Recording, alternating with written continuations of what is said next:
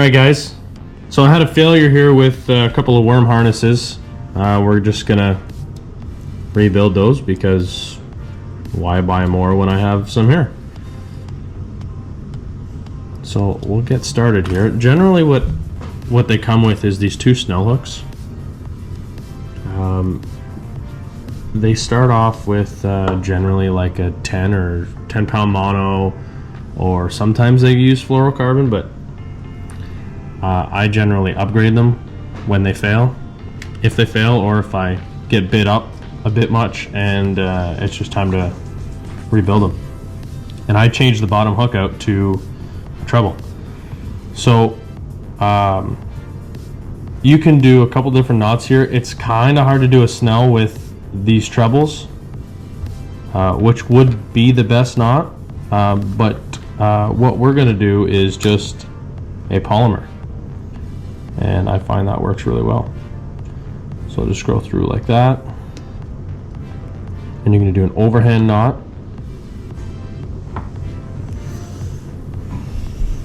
Try not to get stuck, and then you're just gonna put the treble through the loop that you made and bring that loop up as high as you can. You want it up there. Cinch it down just a little bit, and then I'll moisten that knot. Try not to get your tongue stuck in the hook. And you're just going to pull that down nice and tight.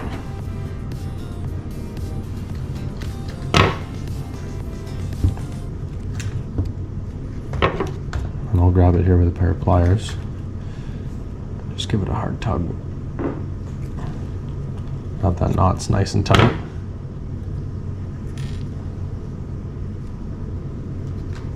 And then we'll clip the tag.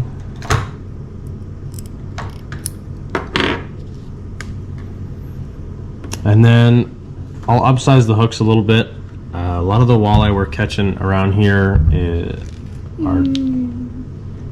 are generally a couple pounds, and they chew up our, I don't know, OEM or whatever you want to say.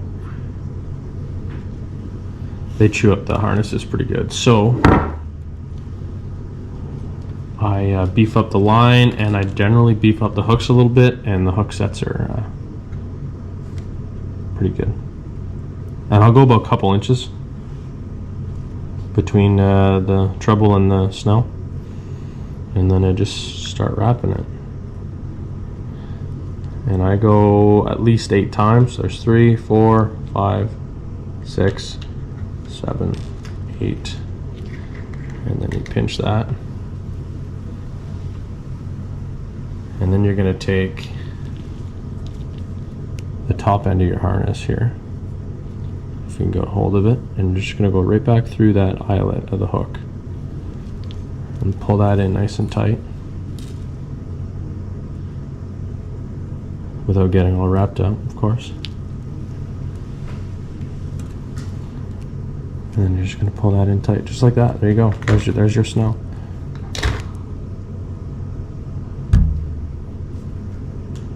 Done.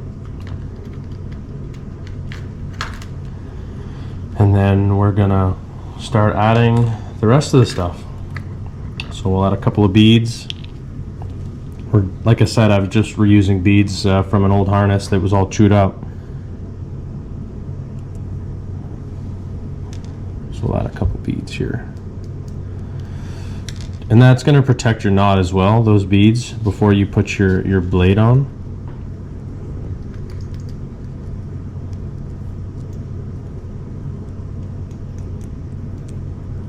And again, you don't have to use the 30 pound. I just like the 30 pound. I find it works really well. We're going to put that on backwards, aren't we? Let's fix that now before you get it all tied out.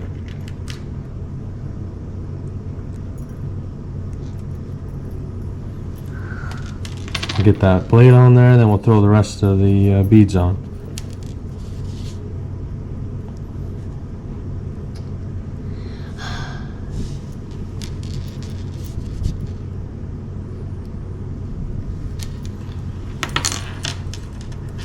then you should end up with something that looks like that. And it doesn't really matter what kind of combination. I have other things too that you could put, like there's little floaties, or you can put a second blade or whatever you choose. Really, the combinations are endless. It's whatever you chose and whatever works for you on your particular lake. This just works really well. Gold is a very good color where we are, so that's what we use. And then when I get to the top here, you could just do a simple loop knot, but I do like using the swivels again. So we'll use the swivel and we'll just do an improved clinch knot. So I like to keep my finger in here just to maintain that loop, and then I just start wrapping. And with this, it's not too particular. I don't do odd numbers, so let's just do 4. 4 is lots for this. And then you're just going to take that and you're going to go right back through your loop here, or you could actually even take it through your loop on your swivel, and that would be acceptable too. I think that would actually be considered a fisherman's knot. Well, actually, I think a fisherman's knot's another one. But anyways, we're just going to do the improved clinch. We're just going to go through here. We'll pull that in. Again, we're going to lube up that knot with some saliva. And I'll hold it nice and firm here and pull that in tight. And you grab your pliers, because this is sometimes a pain to get that knot to come tight. Just like that. You might, and again, like I said with the other one, you might have to help guide that knot in closed, but that's totally acceptable right there. Improved clinch, and then of course you'll trim your tag. And then I actually use these Lindy rigs, or not Lindy rigs, but they're Lindy. They're the Lindy storage device for worm harnesses. They work really well. The other thing you can do is just loop it. That's how they come from the packages, anyways. 3 fingers. I loop it like this.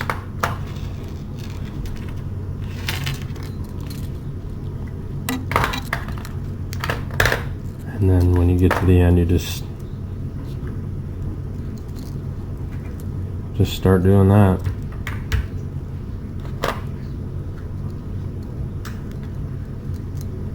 Try not to hook yourself in the process, it sucks.